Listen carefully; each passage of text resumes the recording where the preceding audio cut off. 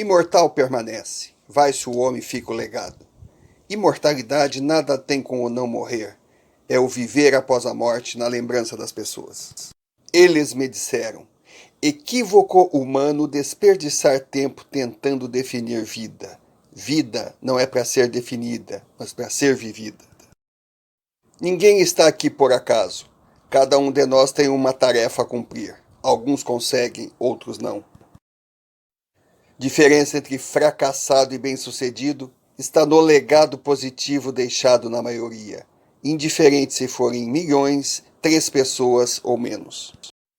Por excentricidade dos maestros da existência, entre nós estão os escolhidos para terem abrangência maior, as celebridades. Não são maiores ou menores, apenas mais conhecidos. Nesse meio restrito a poucos, surgem os que se destacam, se tornando históricos. Assista o vídeo até o final. Sou Romário Oliveira e convido. Depois da vinheta, relembre o realizado por 2 fenômenos da história da raça humana.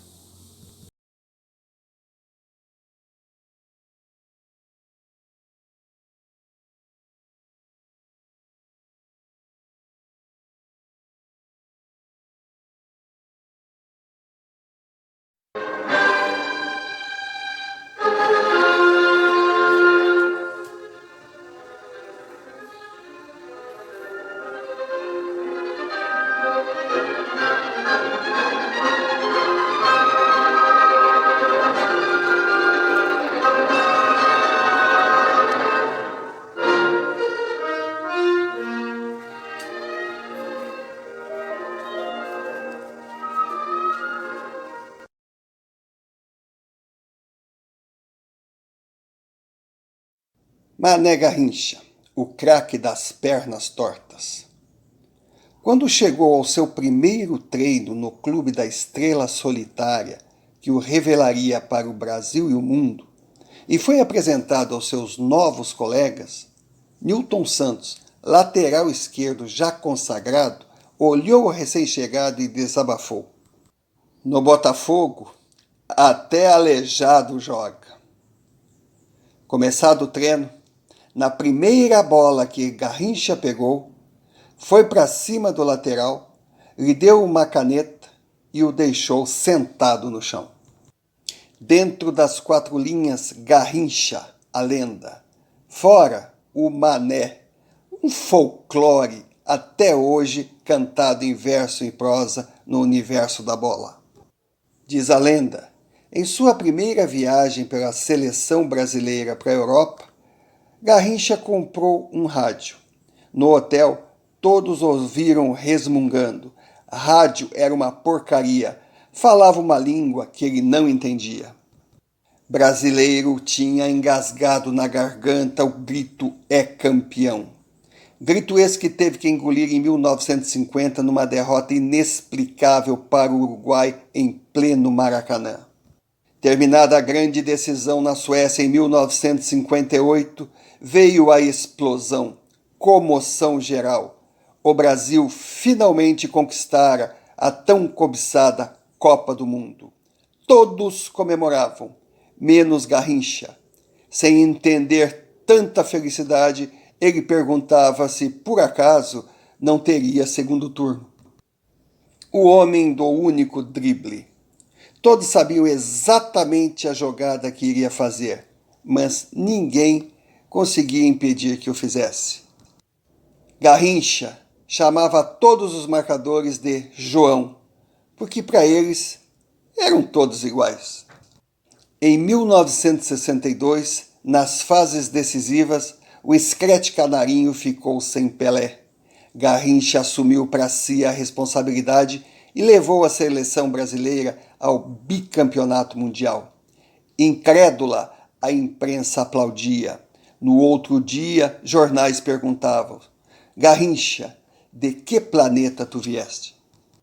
Especialistas da bola não cansam de repetir: depois de Pelé, Garrincha. Eu ouso a discordar. Prefiro pensar: depois de Pelé e Garrincha, vêm os outros. Ingleses inventaram o futebol, mas Pelé e Garrincha transformaram o que até então era apenas um jogo em arte, habilidade, espetáculo a ser admirado. Está marcado a ferro na história da nossa seleção. Com Garrincha e Pelé em campo, o Brasil nunca foi derrotado.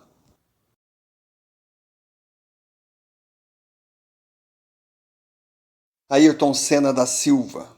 Para os próximos, Senna. Numa pista, Ayrton Senna. Mas quando estava pilotando um Fórmula 1, era o Ayrton Senna do Brasil. Automobilismo não se resumia à profissão, era a sua vida, a razão do existir. Iniciou no kart, onde aprendeu a gostar o odiado pela maioria, pista molhada. Bastava chover para ele se transformar num monstro imbatível. Para os hereges que consideravam um exagero, 1993 serviu para calar a boca. Mas antes de relembrarmos a volta mais espetacular da história da Fórmula 1, vamos nos dar o direito a um luxo, privilégio para poucos, pegar uma carona num carro pilotado por Ayrton Senna.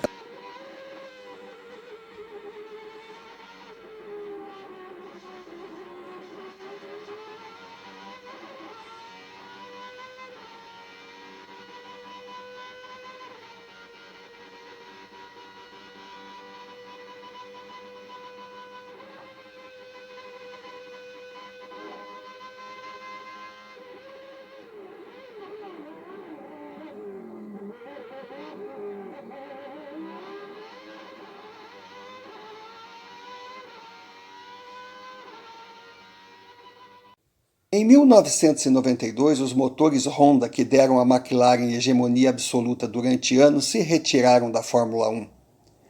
A Williams possuía a nova sensação, o Renault V10 WI, Prost e Hill com uma máquina na mão.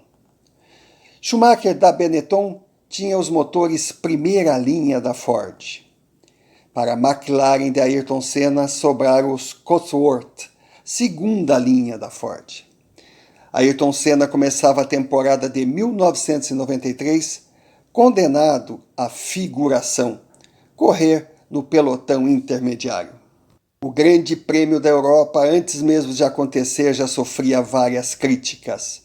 O circuito escolhido, segundo especialistas, não era o ideal, não dava condições de ultrapassagem. Com a diferença que existia entre os motores, a corrida se transformaria num passeio. O problema é que não alertaram Ayrton Senna das limitações de ultrapassagem da pista. Ele largou em sexto lugar, pista molhada, e no final da primeira volta já era o líder da corrida. A volta mais espetacular já testemunhada por réis e incrédulos mortais. McLaren ficou pequena para Senna e ele foi parar na poderosa Williams. Tinha um encontro marcado com a curva da Tamburello em Imola. Temporada 94 começou com pilotos pedindo mais segurança. Segundo o movimento comandado por Senna, a tecnologia evoluiu tanto que o controle dos carros ficou acima da capacidade humana. A Tamburello mostrou que pilotos estavam certos.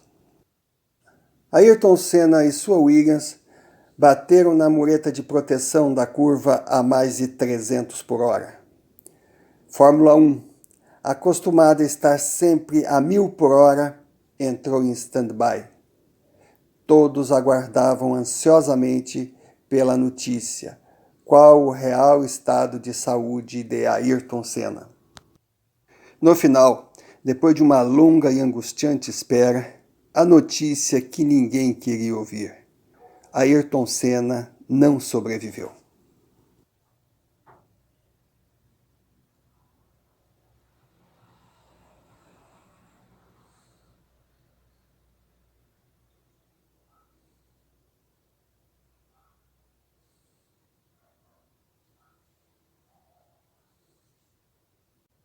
O mundo chorou a morte de Ayrton Senna, mas no Brasil a população foi além. Entrou em choque. comoção nacional.